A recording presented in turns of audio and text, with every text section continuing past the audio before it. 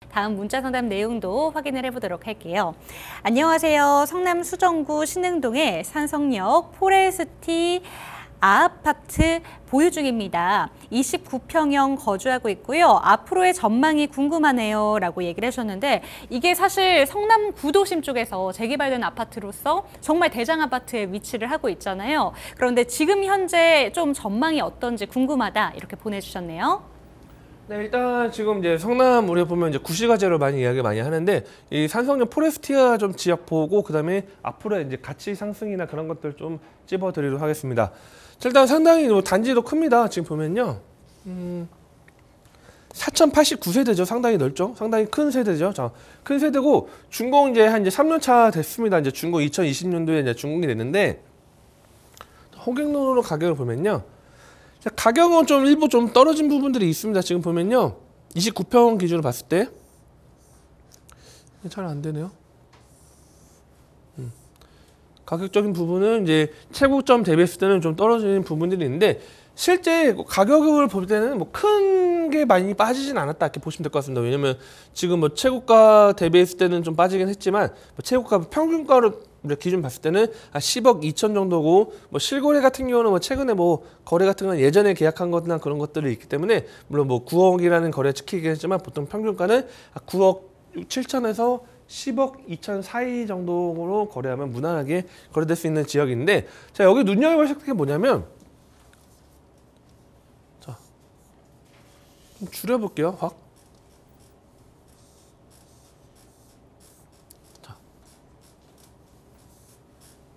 이 복정 이 공공주택 기준이 있고, 여기 산성역 포레스티가 있죠. 산성역 포레스티가 있는데, 자, 이 지금 산성역 8호선이 있고 남한 산성역이 있고, 이쪽 뒤쪽으로 지금 개발 행위가 들어가는 부분이 있고, 그다음에 신흥동 일대도 지금 뭐 개발 행위가 들어가는 부분들이 있죠. 자, 이 성남이란 지역이, 확 줄여 다시 이걸로 지도로 말씀드릴게요. 과거를 보면요, 이 성남이 상당히 좀 크죠. 성남도. 자, 옛날 여기 구시가지죠. 구시가지 여기 같은 경우에 단점이 뭐냐면, 빌라들이 많은 부분들이 있지만 상당히 좀 산이, 언덕이 좀 상당히 가파른 지역들이 있습니다. 어떻게 보면 이 성남이라는 지역의 역사가 어찌됐든 과거에 서울에서 이제 우리가 개발을 하면서 이제 이주를 시켰죠. 강제 뭐 반강제적으로 좀 약간 이주를 시킨 부분이 있는데, 그 이주 중에 한쪽이 이제 성남 쪽에도 많이 지금 많이 들어와서 이제 과거부터 이제 좀 오랫동안 거주하신 분들이 많았는데, 자, 이 밑에로 분당이 지금 개발 행위를 하고 판교 개발을 하면서 어찌됐든 핵심 지역은 분당과 판교가 메인 지역 그동안 역할을 했는데, 자, 이 성남의 가장 큰 장점 위쪽, 자, 위쪽이 뭐 신흥동이나 수진동이나 이쪽의 큰 장점이 뭐냐면, 서울 접근성이 상당히 좋죠. 자, 8호선을 통해서 물론 뭐산 강남까지 접근하기 지하철망이 지금 뭐 되게 좋다고 말씀드리기는 어렵지만 상당히 서울 접근성이 좋고, 두 번째는 뭐냐면 이 위쪽으로 바로 위례가 크게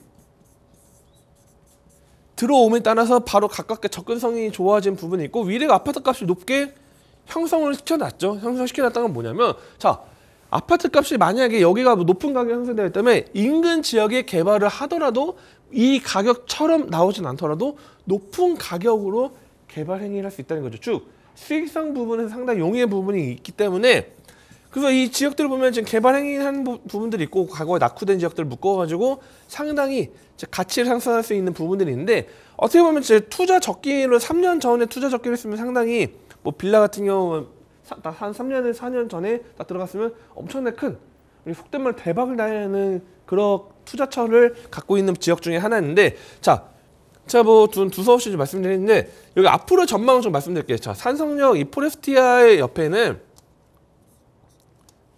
자, 옆으로 계속적으로 아파트 단지들, 그 옆에도 지금 복정도 24년 12월 들어오는 아파트 단지들이 계속적으로 기다리고 있습니다. 이게 어떤 걸 말하냐면, 과거에는, 자, 볼게요.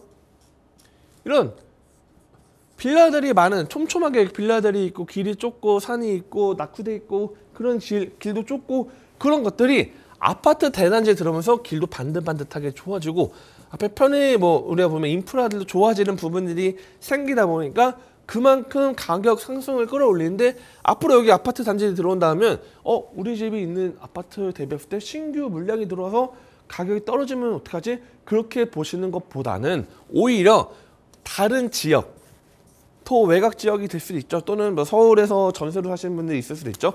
이런 분들이 위례나 이쪽에서 사시는 분들이 있겠지만 위례는 너무 비싸고 가격적인 부분도 좀 어려운 부분이 있는데 또는 뭐 교통이 애매한 부분도 있는데 좀 더 가격적인 부분을 저렴하게 새 아파트에 서울 출퇴근도 좀 용이한 지역을 찾아보시는 분들 당연히 이쪽 지역으로 계속적으로 유입이 들어오겠죠. 계속적으로. 자, 냉정하게